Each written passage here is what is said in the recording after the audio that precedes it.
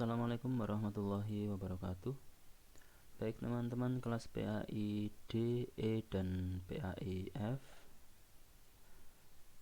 Pada hari ini kita akan membahas tentang penelitian kuantitatif. Setelah sebelumnya kemarin kita sudah membahas tentang penelitian kualitatif.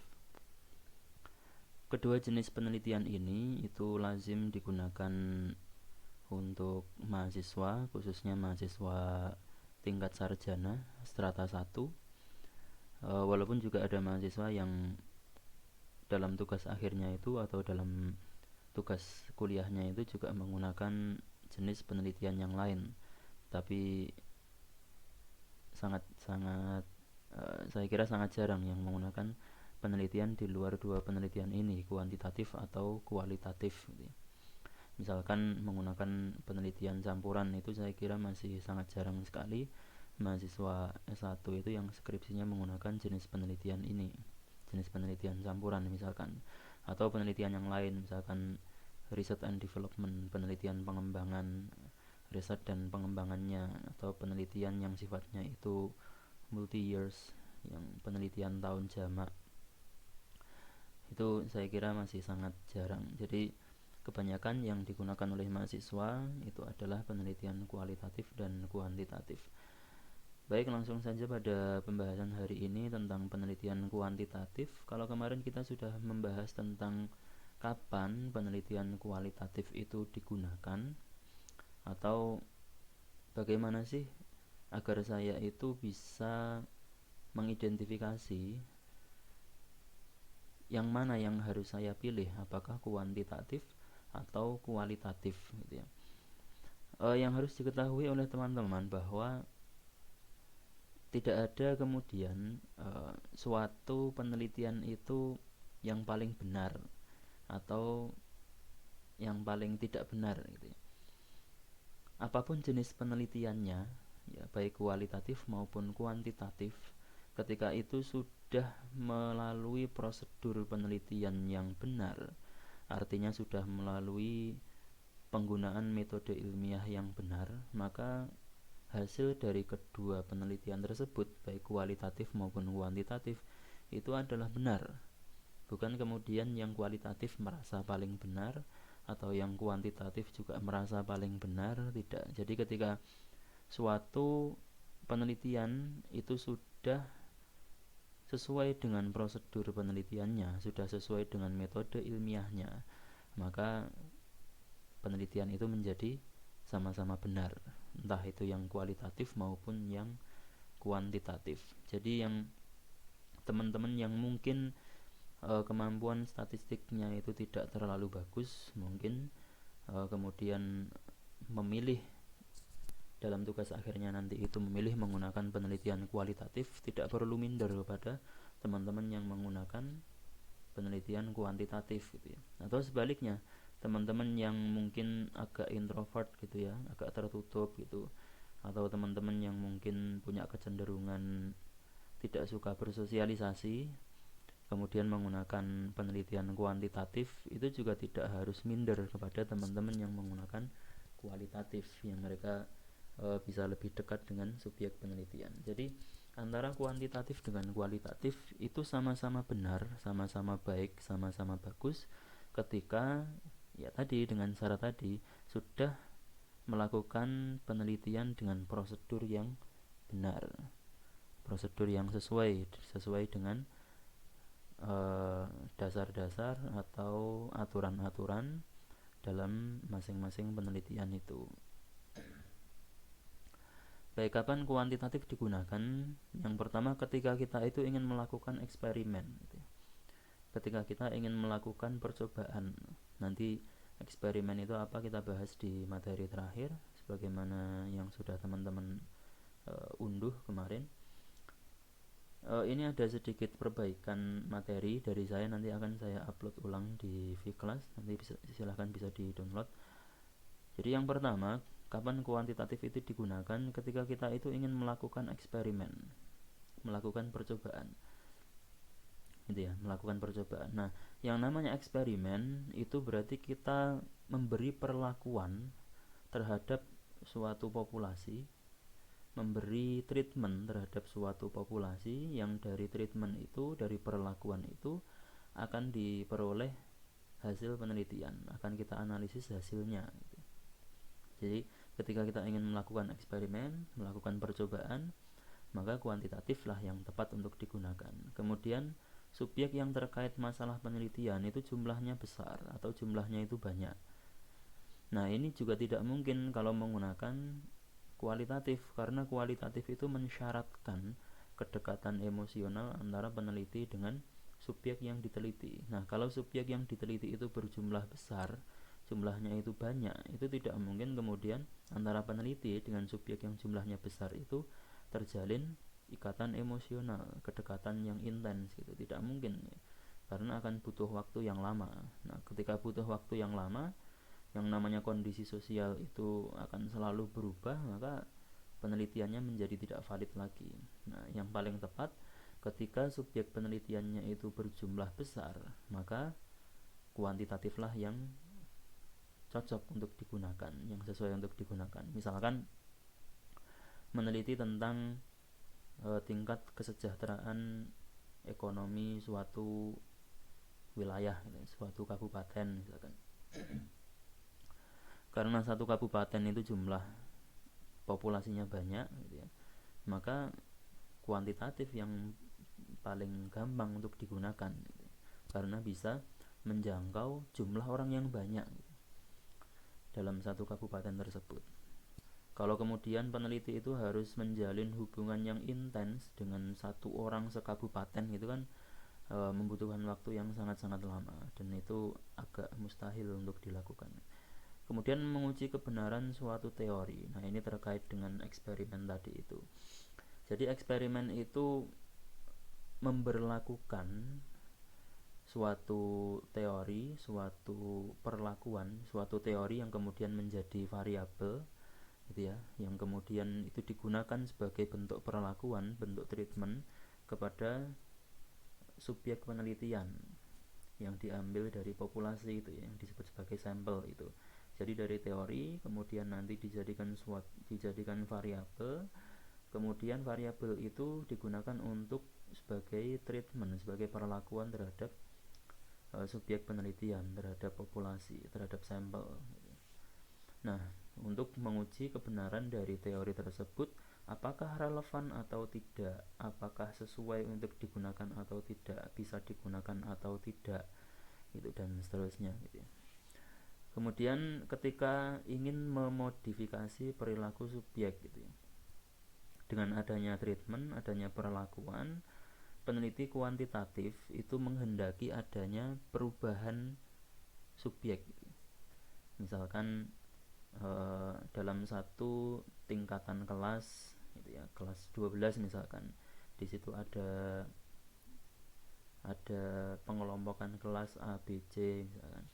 Kelas C ini terkenal sebagai kelas yang nilainya jelek misalkan, nilainya tidak bagus gitu ya, hasil belajarnya tidak bagus. Nah, di situ peneliti kuantitatif itu ingin memodifikasi kelas C ini yang hasil belajarnya itu tidak bagus, itu ingin diberi treatment, ingin diberi perlakuan tertentu dengan teori tertentu gitu. Nah, di situ yang diharapkan apa? Peneliti kuantitatif itu ingin menguji suatu teori, kemudian melihat hasil perlakuan dari kelas C itu, apakah hasil belajarnya itu bisa menjadi baik atau tidak. Jadi yang perilakunya yang awalnya itu memunculkan hasil belajar yang tidak baik, apakah tetap menjadi tidak baik atau bisa menjadi baik. Kemudian yang terakhir, peneliti tidak ingin berinteraksi dengan subjek penelitian secara intens, dan ini memang dalam penelitian kuantitatif itu memang seperti itu. Jadi peneliti itu memang tidak berpartisipasi aktif dalam kegiatan subjek penelitian gitu. Beda dengan kualitatif yang mana peneliti itu harus ikut kegiatan-kegiatan, ikut mengobservasi, ikut berpartisipasi, walaupun partisipasinya itu mungkin dalam bentuk non partisipan, tapi di situ peneliti kualitatif itu dia itu akan terjun langsung ke lapangan, akan mengamati secara langsung gitu. terhadap subjek penelitian. Nah, dalam penelitian kuantitatif itu bisa jadi tidak dilakukan. Kedekatan dengan subjek penelitian itu bisa jadi tidak terjadi. Karena apa? Dalam penelitian kuantitatif, peneliti itu cukup memberikan angket, ya bisa berbentuk angket untuk pengumpulan datanya, atau mungkin memberikan pretest dilanjutkan post test gitu ya, atau mungkin hanya memberikan post test saja, karena kalau itu terkait dengan eksperimen, kepada subjek penelitian untuk memperoleh data hasil penelitian. Nah, dari situ peneliti bisa mewakilkan kepada orang lain gitu ya, untuk angketnya itu disebarkan gitu ya. Atau peneliti bisa hanya sekedar menyebarkan lewat grup WA atau grup media sosial yang lain gitu ya, untuk mendapatkan data penelitian. Nah, di sini artinya peneliti itu tidak berinteraksi secara intens. Bisa jadi peneliti itu dengan semua subjek, dengan sampel dalam populasi itu tidak terlalu mengenal. Misalkan dalam kelas C tadi kasusnya ya, di kelas C itu ada 40 siswa gitu misalkan.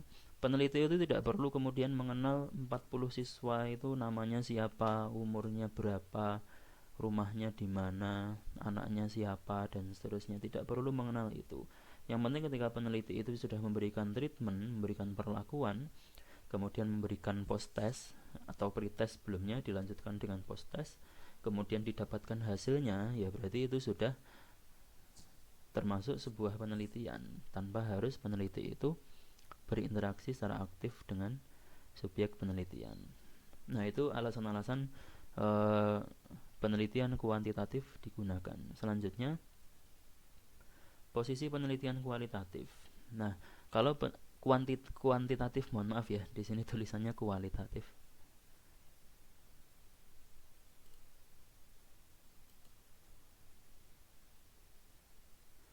Posisi penelitian kuantitatif.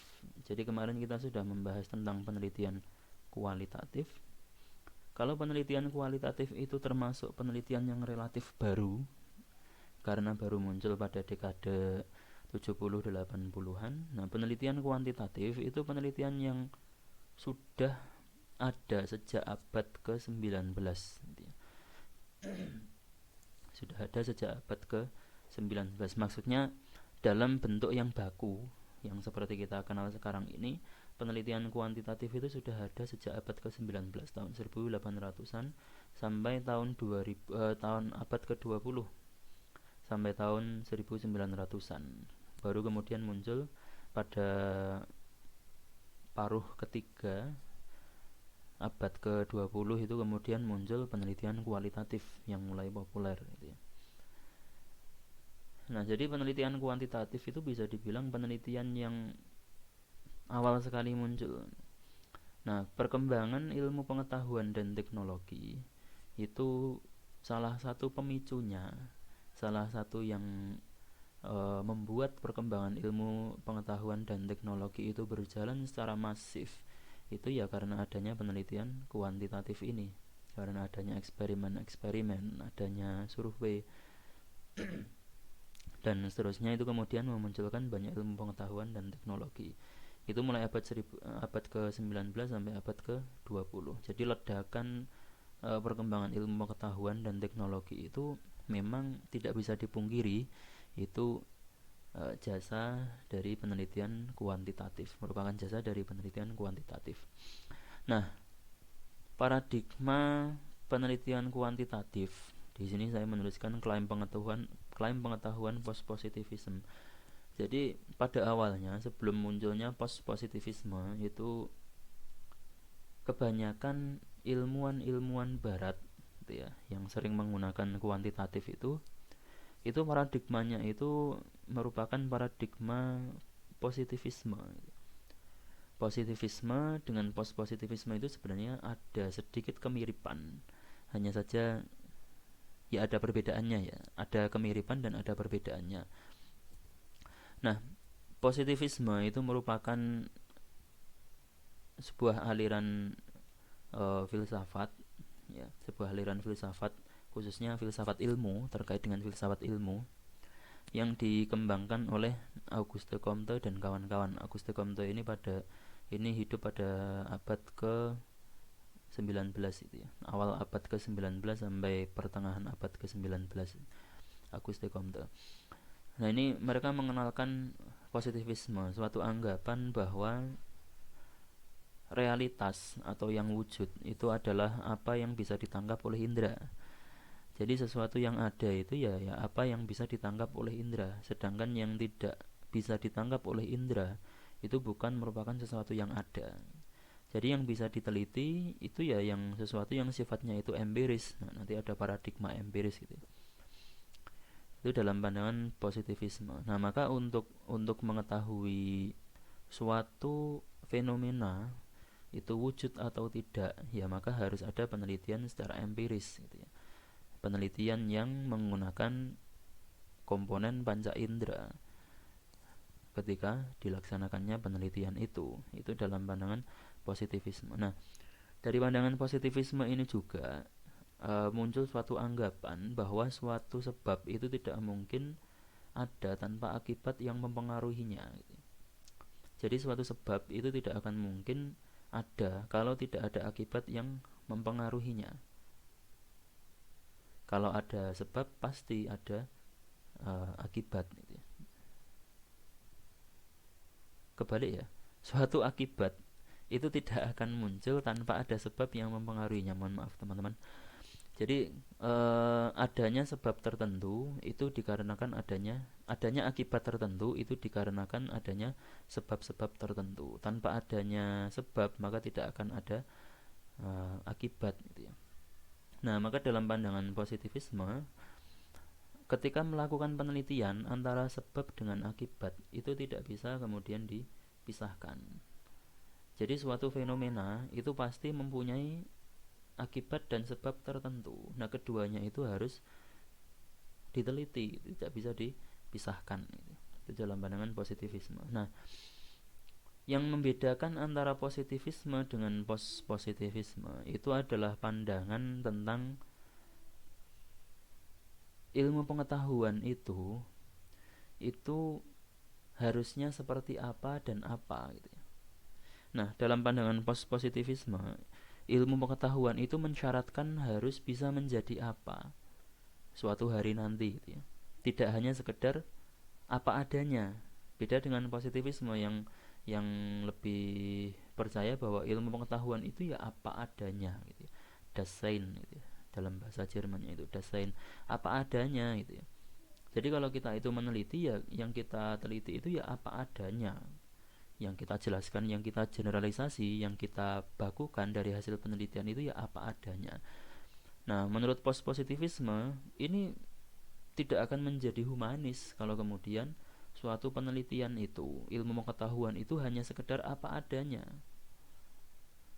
Nah, maka suatu penelitian yang kemudian menjadi ilmu pengetahuan itu harus bisa menjadi sesuatu, harus mempunyai kontribusi gitu. Harus bisa digunakan untuk kesejahteraan manusia gitu. Tidak hanya sekedar apa adanya gitu. Itu dalam pandangan positivisme. Jadi tidak bisa tidak lengkap kemudian kalau ilmu pengetahuan itu hanya sekedar tahu. Jadi dari suatu fenomena kemudian diketahui itu tidak berhenti di situ, tapi dari situ nanti bagaimana kemudian ilmu pengetahuan itu dirancang untuk kesejahteraan umat manusia selanjutnya. Nah, makanya dari situ dalam pandangan positivisme, walaupun hasil penelitian itu bisa digeneralisasikan, tidak menutup kemungkinan suatu hari nanti hasil dari penelitian itu, hasil dari generalisasi itu kemudian mengalami perubahan atau mengalami pengembangan gitu ya, mengalami perubahan atau mengalami pengembangan atau bahkan bisa mengalami negasi, peniadaan gitu ya, bisa mengalami penghilangan lah atau dihapusnya teori tersebut, dihapusnya hasil penelitian tersebut gitu ya. Tidak menutupi adanya kemungkinan tersebut gitu ya. Maka di sini saya lebih cocok untuk menggunakan paradigma positivisme sebagaimana dijelaskan oleh Creswell dan kawan-kawan itu, bahwa klaim positivisme untuk abad ke-20 itu sudah mulai ditinggalkan gitu ya. Klaim-klaim aliran positivisme pada abad 20 itu sudah mulai ditinggalkan karena yang namanya fenomena sosial itu saat ini itu berjalan luar biasa cepat gitu ya. Perubahan-perubahan sosial saat ini itu berjalan luar biasa cepat. Maka penelitian atau ilmu pengetahuan itu harus bisa menyesuaikan perubahan-perubahan yang cepat ini. Nah, klaim-klaim positivisme yang menganggap bahwa pengetahuan itu harus untuk apa itu harus lebih ditonjolkan daripada hanya sekedar pengetahuan itu apa adanya. Kemudian objek penelitian kuantitatif merupakan fenomena dan hubungan-hubungan umum antara fenomena-fenomena. Nah, di sini ada kalimat hubungan-hubungan umum.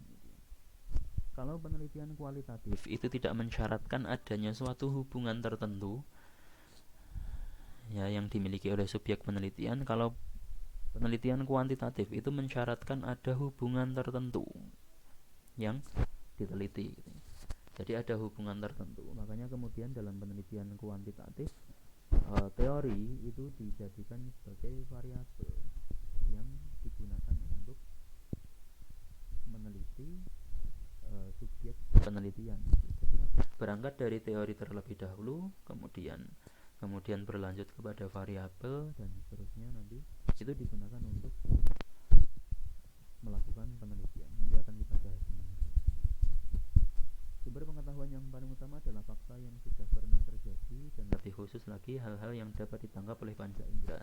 Sebagaimana tadi sudah saya singgung ya. Jadi penelitian kuantitatif itu awalnya bersumber dari klaim pengetahuan positivisme, kemudian berlanjut pada klaim pengetahuan post-positivisme. Yang keduanya itu sama, bahwa pengetahuan itu sesuatu yang bisa ditangkap oleh panca indera atau suatu kebenaran ilmiah itu ya sesuatu yang bisa ditangkap, bisa diungkap oleh panca indera keberadaannya gitu. Klaim pengetahuan positivisme kemudian berbasis instrumen pertanyaan tertutup, beda dengan kualitatif yang instrumennya itu adalah penelitinya sendiri dan basisnya itu pertanyaan terbuka. Artinya itu tidak menutup kemungkinan dalam penelitian kualitatif itu antara rencana penelitian dengan pelaksanaan penelitian itu terjadi perubahan. Nah, sedangkan dalam penelitian kuantitatif antara rencana penelitian dengan pelaksanaan penelitian itu harus tetap sama. Tidak bisa kemudian proposal skripsi kuantitatif dengan pelaksanaan skripsi kuantitatif itu berbeda gitu ya. Tidak boleh. Apalagi variabelnya berubah ya, maka proposalnya harus berubah. Jadi dalam penelitian kuantitatif itu maksud dari pertanyaan tertutup itu antara rencana dengan pelaksanaan itu sama, tidak ada perubahan.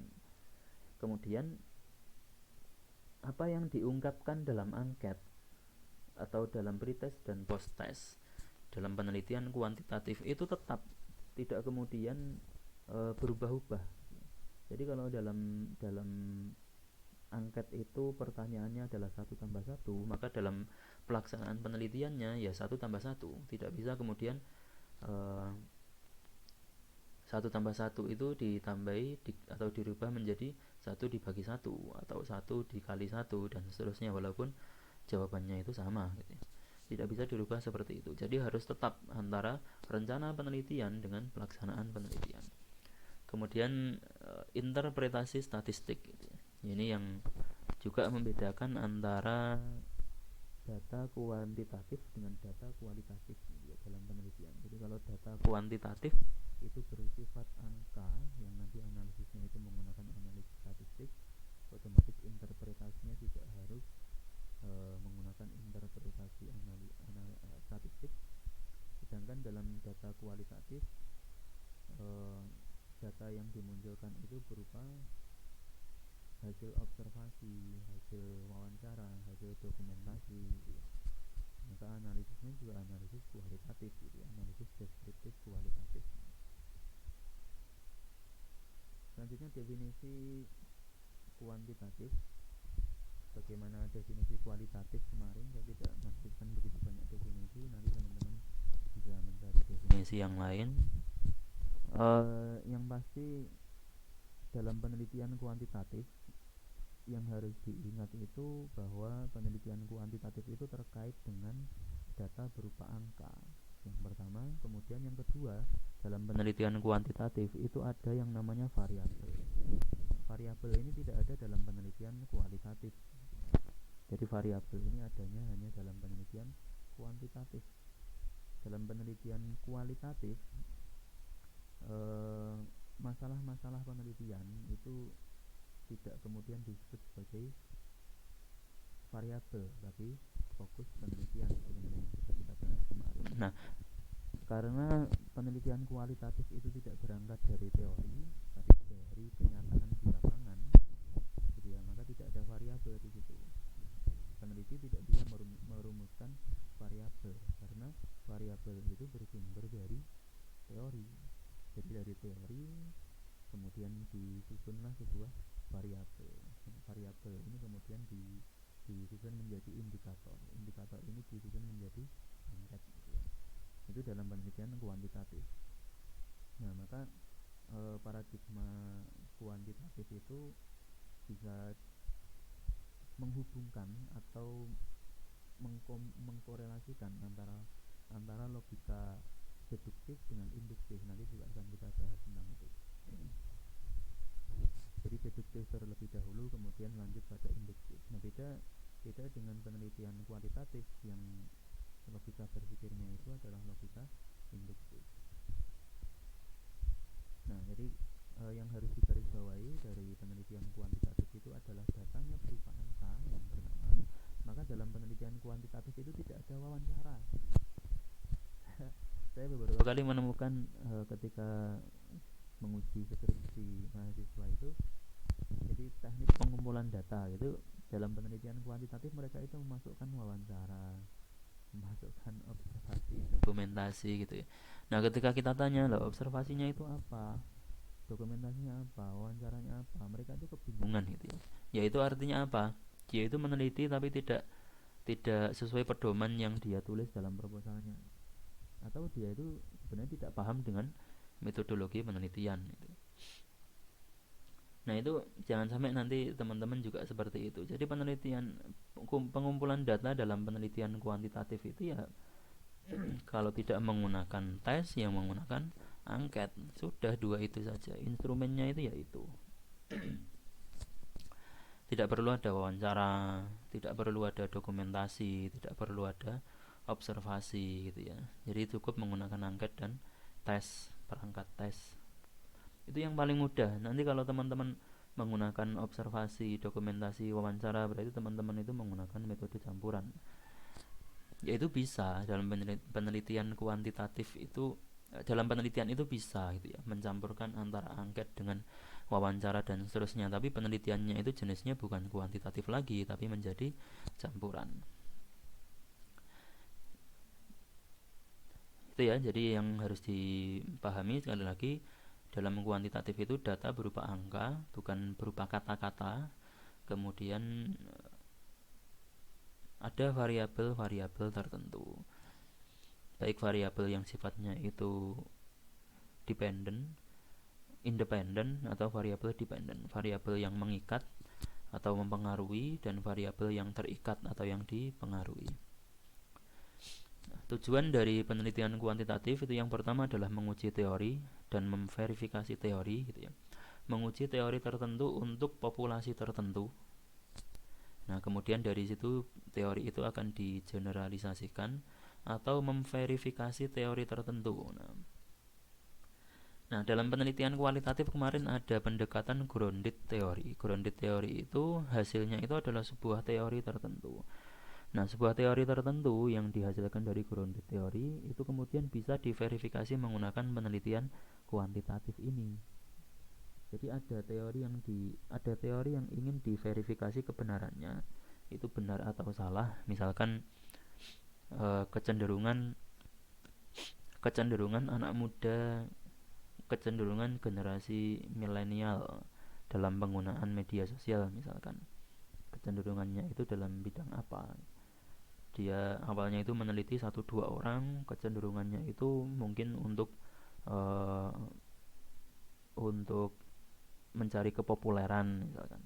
Nah dari situ kemudian dia ujikan dia verifikasi secara uh, menggunakan sampel yang lebih banyak gitu. Jadi dari kesimpulan kecenderungan generasi Z dalam penggunaan media sosial itu adalah untuk mencari popularitas gitu ya, untuk menjadi populer gitu ya. Nah itu kemudian dia verifikasi gitu. Dia verifikasi dengan sampel yang lebih banyak, dengan sampel generasi Z yang lebih banyak, atau menguji teori tertentu apakah teori itu relevan atau tidak ketika digunakan sebagai bentuk eksperimen, sebagai bentuk perlakuan, sebagai bentuk treatment gitu misalkan. Nah itu tujuan dari kuantitatif. Kemudian untuk melakukan eksplanasi atau memberikan penjelasan gitu. Untuk memberikan penjelasan secara komprehensif, eksplanasi. Maksudnya memberikan penjelasan terkait dengan fenomena yang dijumpai, memberikan penjelasan terkait dengan fenomena yang misalkan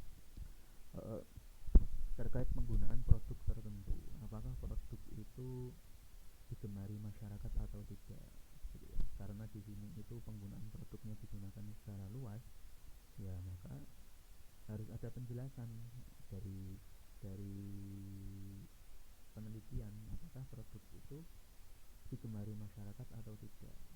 Penggunaan produk ini karena digunakan secara luas, itu maka lebih tepatnya itu menggunakan jumlah sampel yang besar, bukan kemudian hanya menggunakan subjek penelitian 1 atau 2 orang. Misalkan produk soft drink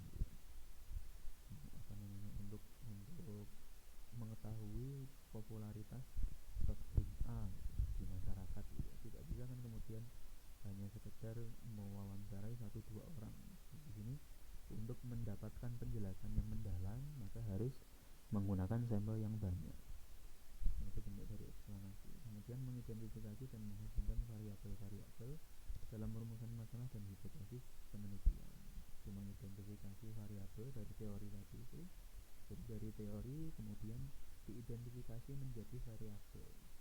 Nah, variabel ini kemudian dihubungkan dengan variabel lain yang kira-kira itu saling terkait, saling terkorelasi atau saling terkorelasi, atau juga bisa juga saling terikat, saling mengikat, saling mempengaruhi dan dipengaruhi. Menjelaskan sebab dari perubahan-perubahan yang terukur dalam fakta sosial. Jadi di sini dalam penelitian kuantitatif, karena paradigmanya itu adalah paradigma determin, nanti akan kita bahas paradigma sebab akibat gitu ya. Maka yang harus dipahami oleh peneliti ketika ada suatu akibat tertentu, maka pasti ada sebabnya. Nah, sebab inilah yang kemudian diukur. Sebab inilah yang kemudian diukur seberapa efektif gitu ya. Sebab ini, seberapa signifikankah sebab ini untuk memunculkan akibat tertentu, untuk mempengaruhi akibat tertentu. Seberapa efektifkah satu variabel ini mempengaruhi variabel yang lain dalam masyarakat. Maka untuk mendapatkan itu ya kita membutuhkan sampel yang besar gitu ya, sampel yang banyak gitu ya, karena konteksnya itu dalam masyarakat. Kemudian generalisasi dan abstraksi. Generalisasi dan abstraksi ini sudah saya singgung kemarin-kemarin. Nah, abstraksi juga sudah saya singgung kemarin-kemarin juga. Jadi generalisasi dan abstraksi itu hampir sama. Nanti akhirnya itu akan menjadi teori juga. Bedanya kalau generalisasi ini berangkat dari penelitian kuantitatif gitu ya. Kalau penelitian kualitatif kemarin masih ada debatable tentang itu. Kalau abstraksi itu masih dalam bentuk yang sederhana gitu ya. Abstraksi itu nanti masih bisa dikembangkan. Jadi hasil dari suatu penelitian itu bisa menjadi generalisasi, bisa digeneralisasikan atau bisa diabstraksikan. Nah, kalau bentuknya itu abstraksi berarti nanti masih ada penelitian lanjutan gitu ya, agar abstraksi ini bisa digeneralisasikan sehingga menjadi sebuah teori. Jadi abstraksi itu bisa dibilang di atasnya hipotesis, tapi di bawahnya generalisasi. Itu tujuan dari penelitian kuantitatif. Kemudian paradigma kuantitatif yang pertama itu determine atau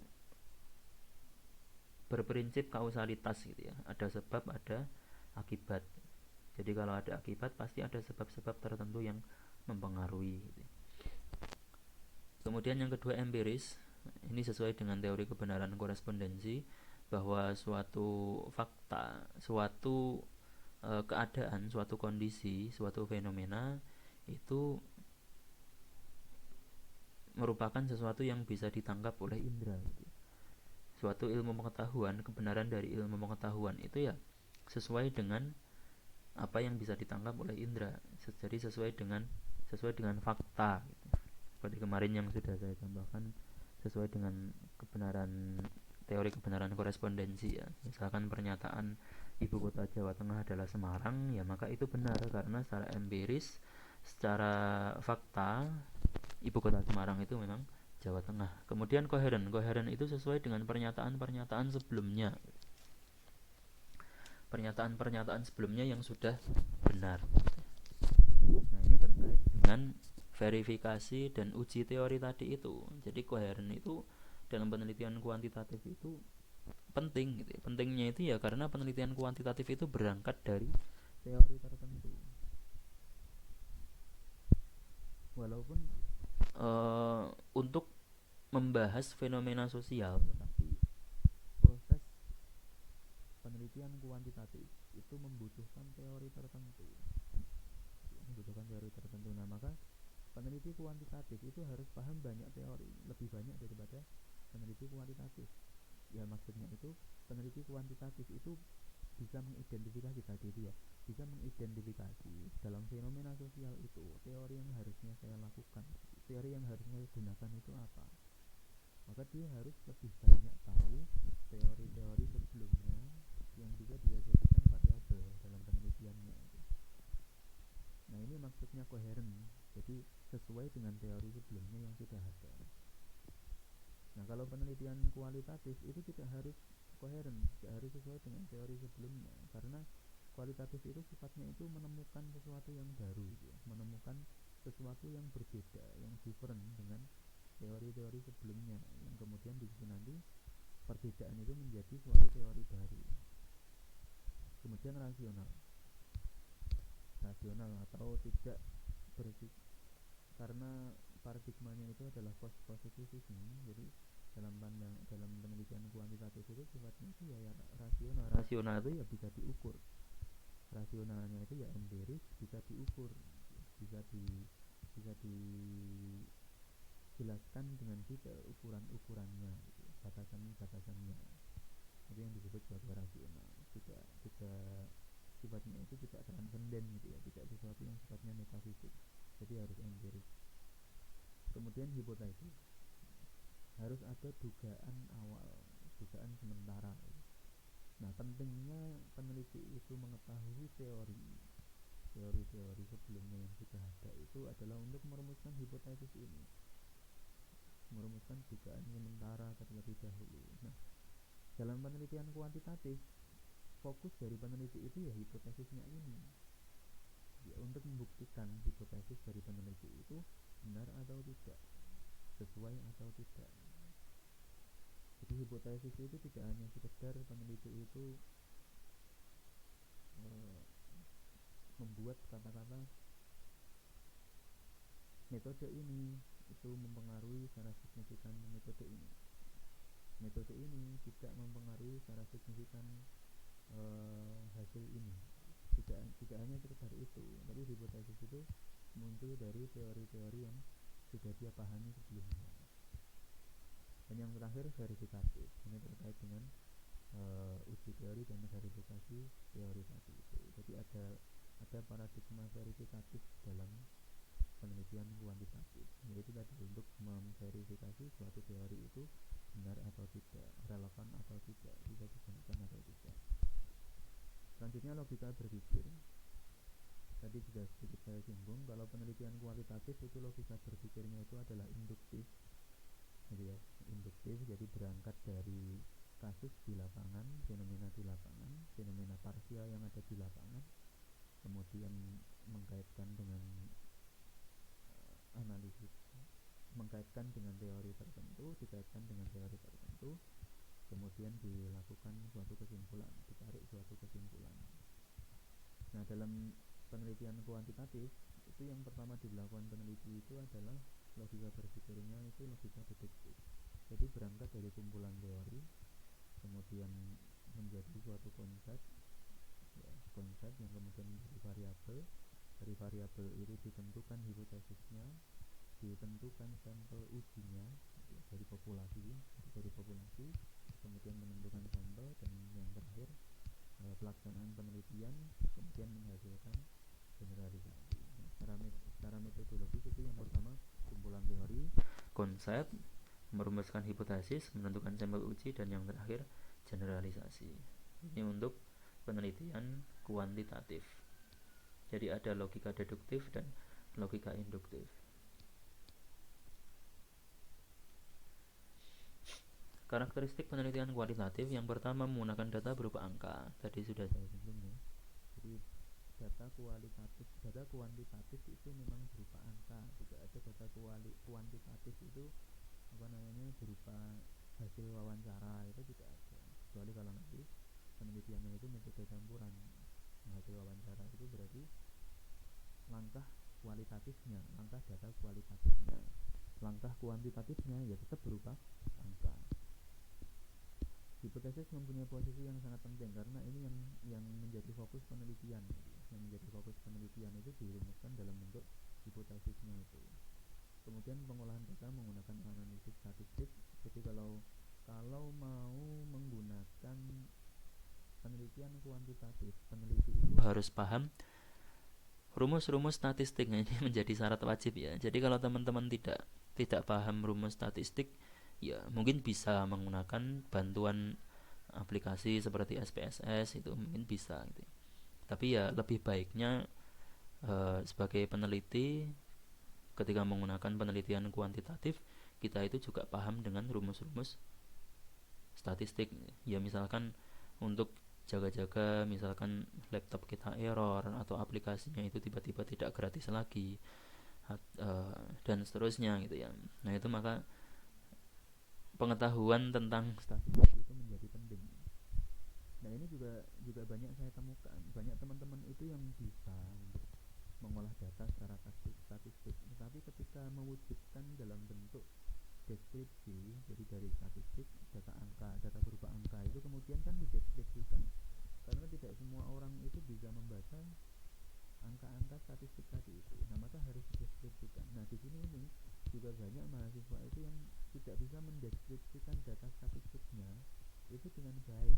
Mereka hanya sekedar menjelaskan apa adanya. Apa adanya itu ya maksudnya itu singkat sekali penjelasannya, yang itu tidak memahamkan pembaca, tidak memahamkan banyak orang. Jadi hanya memahamkan dia sendiri. Nah, ini juga kurang etis gitu ya. Jadi kalau dalam penelitian kuantitatif itu selain kita itu paham rumus-rumus statistik, kita juga harus paham bagaimana hasil penelitian yang berupa angka ini itu kemudian diwujudkan dalam bentuk deskripsi yang bisa dipahami oleh banyak orang. Kemudian mengandalkan instrumen penelitian yaitu angket dan tes itu, angket atau tes atau dua-duanya. Beda dengan kualitatif yang instrumen penelitiannya itu adalah peneliti itu sendiri. Peneliti sendiri itu yang menjadi instrumen penelitian. Dalam penelitian kuantitatif, instrumen ya angket atau tes. Berorientasi pada produk atau hasil. Nah kalau kualitatif kemarin fokusnya itu adalah dalam prosesnya, karena data kualitatif itu pasti tercampur dengan subjektivitas peneliti. Nah, ini bedanya dengan kuantitatif itu ya. Kalau kuantitatif itu mensyaratkan benar-benar objektif gitu ya. Seperti poin nomor 7 ini ya, menghindari hal-hal yang sifatnya itu subjektif. Nah, dalam penelitian kualitatif itu bisa jadi terjadi dalam pengolahan datanya itu antara objektivitas dengan subjektivitas peneliti. Jadi tetap nanti data penelitian kualitatif itu antara data yang didapatkan dari subjek penelitian itu interpretasinya itu akan dipengaruhi oleh kondisi peneliti itu sendiri. Nah, di situ maksudnya itu ada unsur subjektivitas peneliti. Nah, kalau kuantitatif karena pengumpulan datanya itu menggunakan angka, nah di situ tidak bisa kemudian peneliti itu mempengaruhi angka-angka tersebut itu. Gitu ya, mempengaruhi angka-angka tersebut itu. Jadi hasilnya itu valid gitu ya. Ketika prosedurnya sudah dilakukan dengan baik ya, prosedurnya sudah dilakukan dengan baik ya hasilnya itu valid. Ya mungkin nanti kesalahannya itu ya tadi yang saya jelaskan tadi itu. Ada peneliti itu yang tidak bisa mendeskripsikan secara komprehensif hasil penelitian kuantitatifnya. Tapi tetap hasilnya itu valid gitu ya. Hasil berupa angka itu valid maksudnya gitu. Proses penelitian mengikuti prosedur yang telah direncanakan. Nah, ini tadi ya. Jadi dalam penelitian kuantitatif, prosedur penelitiannya itu sesuai dengan proposalnya, tidak berubah. Beda dengan kualitatif. Kalau penelitian kualitatif bisa jadi bab 1, 2, 3-nya itu dengan bab 1, 2, 3 skripsinya itu berbeda. Bab 1, 2, 3 proposal skripsi dengan bab 1, 2, 3 skripsi itu bisa jadi berbeda dalam penelitian kualitatif. Dalam penelitian kuantitatif, bab 1, 2, 3 proposal skripsi dengan skripsinya itu ya sama, tidak boleh beda. Dan yang terakhir nomor 8, peneliti menempatkan diri secara terpisah dengan objek penelitian, dalam arti tidak terikat secara emosional. Ini yang tadi sudah saya singgung. Baik, kemudian desain penelitian kuantitatif ada dua, eksperimen dan non eksperimen. Bedanya kalau eksperimen itu subjek yang berupa sampel penelitian itu dikondisikan, diberi karena akan diberi perlakuan maka dikondisikan subjeknya. Kalau non eksperimen itu tidak dikondisikan, artinya ya apa adanya sampel itu yang kemudian diteliti, itu dalam non eksperimen. Kalau eksperimen, sampel itu harus dikondisikan terlebih dahulu. Penelitian eksperimen itu mempunyai 4 desain. Ini saya mengikuti teori-teori yang banyak digunakan di Indonesia, terutama teori-teori yang terkait dengan Profesor Sugiono dan kawan-kawan itu.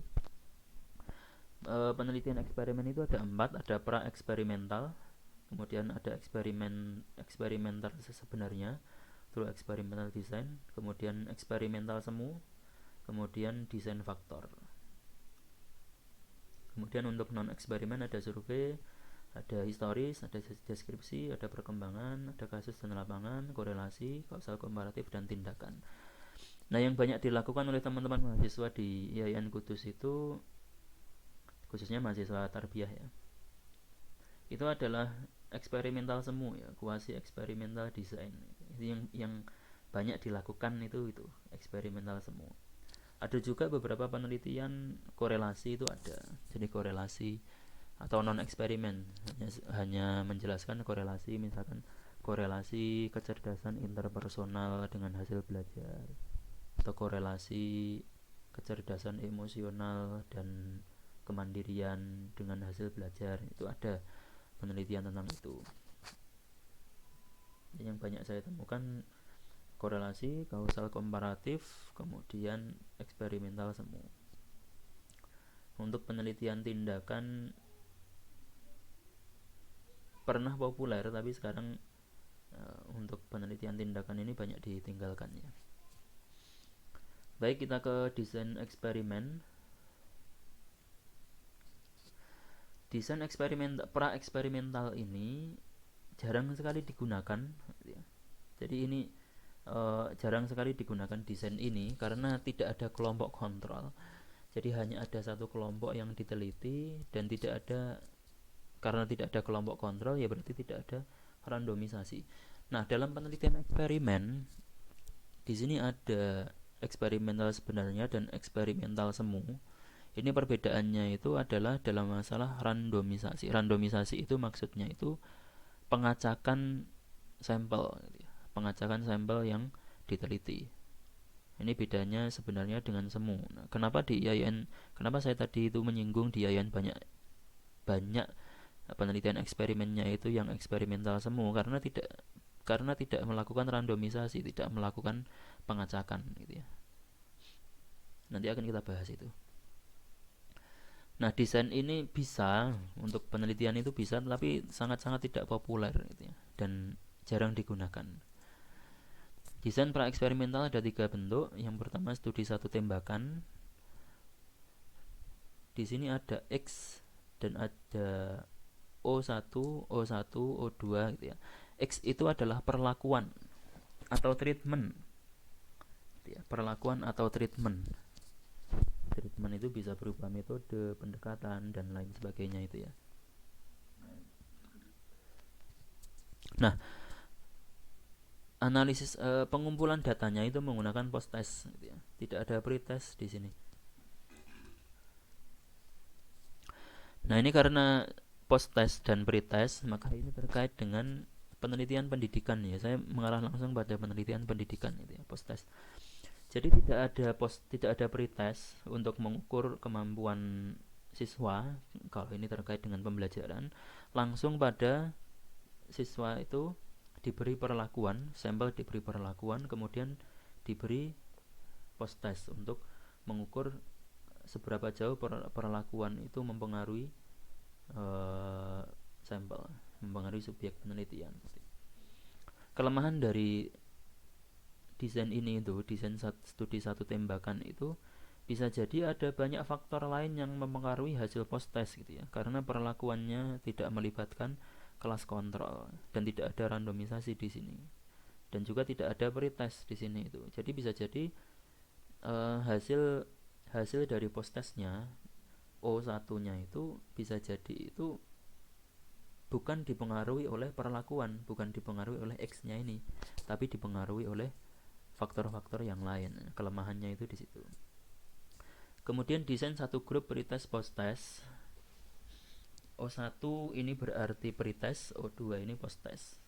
Nah, setelah adanya pretest terhadap satu grup gitu ya, kemudian diberi perlakuan, kemudian diberi post test untuk mengukur perbedaan antara sebelum diberi perlakuan dengan setelah diberi perlakuan gitu ya. Di sini juga tidak ada kelompok kontrol, tidak ada randomisasi, tidak ada pengacakan gitu. Kemudian desain kelompok tunggal dengan rangkaian waktu. Nah, maksudnya di sini itu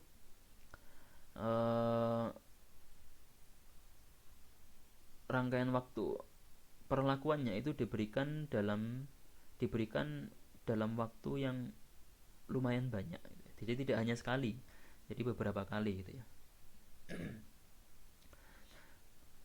O1.1, O1.2, O1.3, O1.4 itu kelompok yang sama dengan O2.1, O2.2, O2.3, O2.4 gitu ya. Jadi itu perlakuan yang sama.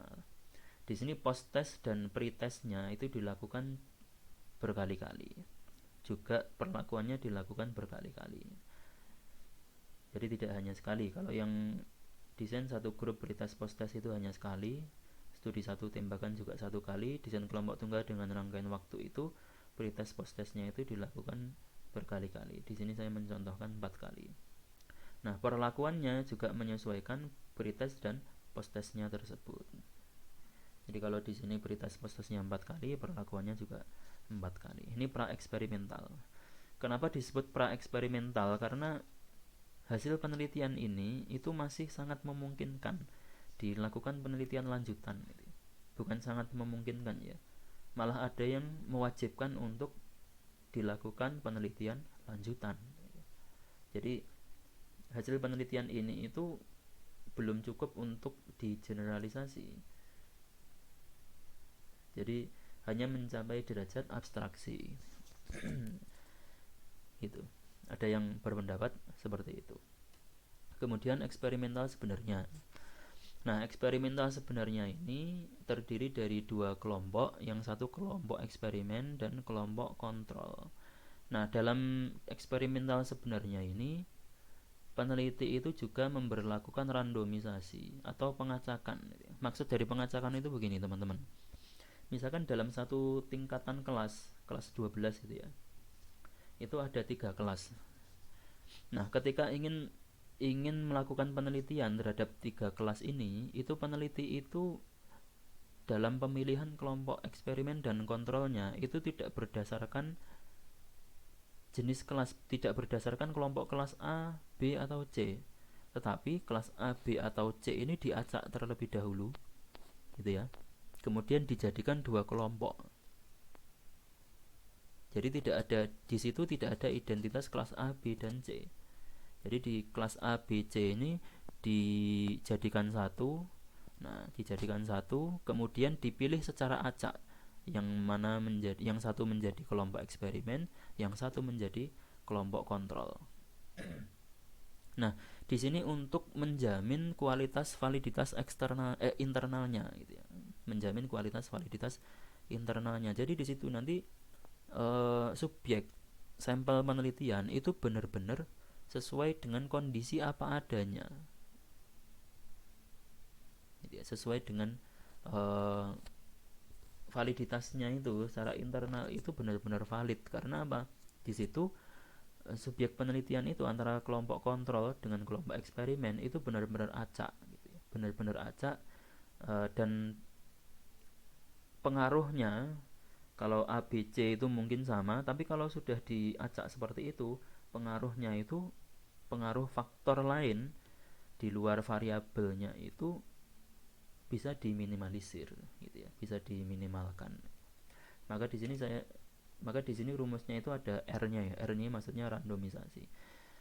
Nah, yang pertama desainnya itu ada desain kelompok kontrol pretest post-test, gitu ya. Jadi dari sampel itu diacak terlebih dahulu, gitu ya. Kalau dalam pendidikan itu berarti kelasnya itu diacak terlebih dahulu, kemudian dipilih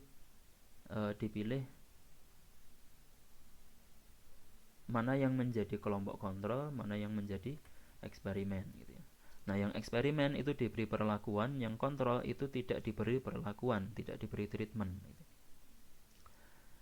Nah, dari situ kemudian dianalisis hasilnya menggunakan pretest dan posttest. Pretestnya sebelum diberi perlakuan, kemudian posttest setelah diberi perlakuan. Kemudian desain kelompok kontrol hanya posttest, gitu ya. Jadi sama-sama ada randomisasi, sama-sama ada pengacakan, tapi bedanya tidak ada pretest, jadi langsung ada posttest saja. Kemudian desain Solomon 4 kelompok. Jadi dari sampel tadi itu, dari populasi itu diambil sampelnya secara acak. Nah, sampel itu kemudian dijadikan 4 kelompok. Ya, dijadikan 4 kelompok. 2 kelompok pertama itu diberi perlakuan, 2 kelompok yang lain itu tidak diberi perlakuan. Ini agak rumit, tapi lebih baik gitu ya. Maksudnya itu karena mungkin untuk memecah sampel yang besar, maka dikelompokkan menjadi 4 kelompok seperti ini. Atau untuk validitasnya itu lebih baik gitu ya. Karena memecah sampel lebih kecil lagi gitu ya, tidak dalam bentuk sampel yang besar. Ini eksperimental sebenarnya. Kemudian eksperimental semu atau kuasi eksperimen. Nah, dalam eksperimental semu ini tadi sudah saya jelaskan sedikit, itu tidak ada randomisasi gitu ya. Dalam eksperimental semu, misalkan tadi ya kelas ABC, kalau dalam eksperimental sebenarnya itu kelas ABC ini dicampur terlebih dahulu, baru dipisah kelompok kontrol dan eksperimen. Kalau dalam eksperimental semu, kelas ABC ini tidak dipisah gitu ya. Jadi dari 3 kelas ini itu peneliti tinggal memilih mana yang dijadikan kelas kontrol, mana yang dijadikan kelas eksperimen. Misalkan peneliti langsung memilih, oh kelas kontrolnya saya pilih kelas A, kelas eksperimennya kelas B misalkan. Jadi di sini tidak ada randomisasi, tidak ada pengacakan. Nah, ini makanya kemudian disebut sebagai eksperimental semu, karena tidak ada pengacakan di situ. Desainnya ada 4. Yang pertama kelompok kontrol pretest posttest, sama dengan eksperimental sebenarnya tadi itu, bedanya hanya di randomisasi, pengacakan. Kemudian desain rangkaian waktu dengan kelompok kontrol, ini hampir mirip dengan pra eksperimen tadi, hanya saja bedanya kalau pra eksperimen tadi tidak ada kelompok kontrol, kalau eksperimental semu itu ada kelompok kontrolnya. Kemudian desain counterbalance. Nah, ini ada lebih dari satu treatment, di sini X-nya itu ada dua, gitu ya, XA sama XB, gitu ya. Berarti ada lebih dari satu treatment yang diaplikasikan, gitu ya, yang diterapkan, lebih dari satu satu variabel yang diterapkan. Nah, ini ada kelompok A, ada kelompok B. Juga sama ya, tadi tidak ada randomisasi. Misalkan kelas A, kelompok A itu kelas A, kelompok B itu kelas B misalkan. Nah, metodenya itu mungkin bisa berbentuk dua. Kalau dalam pembelajaran misalkan treatment yang pertama itu metode ceramah, treatment yang kedua metode tanya jawab misalkan. Nah, kelompok B dibalik, metode tanya jawab dulu baru kemudian metode ceramah. Nah, di sini nanti dianalisis rata-rata dari dua metode ini, ya, dua metode ini terhadap dua kelompok ini itu lebih baik yang mana. Desain counterbalance ini juga bisa lebih dari dua metode, bahkan ada yang sampai 4 metode, misalkan metode ceramah, metode tanya jawab, kemudian belajar terprogram, pemrograman belajar, kemudian metode, bukan metode ya, handbook perspektif, atau misalkan pembelajarannya itu fokus pada handbook gitu ya, fokus pada modul, bukan fokus pada diskusi, penjelasan pendidiknya, penjelasan gurunya gitu. Nah, ini bisa jadi kelompoknya itu juga ada 4, atau kelompoknya itu mungkin ada 2 tetapi dengan 4 metode, atau kelompoknya ada 4 dengan 4 metode gitu ya. Nah, ini ya agak rumit tapi bisa dilakukan. Jadi counterbalance itu ada 2 metode. Kalau yang pertama dan kedua itu hanya ada satu treatment, ada satu perlakuan. Kalau counterbalance itu ada 2 atau lebih perlakuan. Kemudian eksperimen yang terakhir adalah desain faktorial. Nah, desain faktorial ini hampir mirip dengan desain counterbalance gitu ya. Ada yang masukkan desain faktorial ini dalam eksperimental semu, tapi ada juga yang menyendirikan desain faktorial ini, karena dalam desain faktorial ini itu ada 2 metode, ada 2 treatment, akan tetapi ada tingkatan yang berbeda dari treatmentnya tersebut. Nah, di sini saya mencontohkan ada 2 treatment, yaitu pengajaran modul dengan pengajaran berprogram, tapi ada 2 tingkatan yang berbeda. Tingkatan yang pertama itu 90 menit, tingkatan yang kedua itu 80 menit.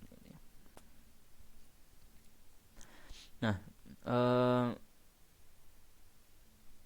dalam penelitian ini tetap ada kelompok, ada apa namanya, ada pembagian kelompok. Di sini saya mencontohkan ada 4 kelompok. Nah, dari 4 kelompok ini dengan metode dan tingkatan yang berbeda itu kemudian dianalisis gitu ya, mana yang lebih baik. Apakah kelompok X1 perlakuan 1 sistem pengajaran modul 90 menit, atau kelompok X2 perlakuan 2 sistem pengajaran modul 80 menit, dan seterusnya. Jadi nanti dianalisis hasilnya.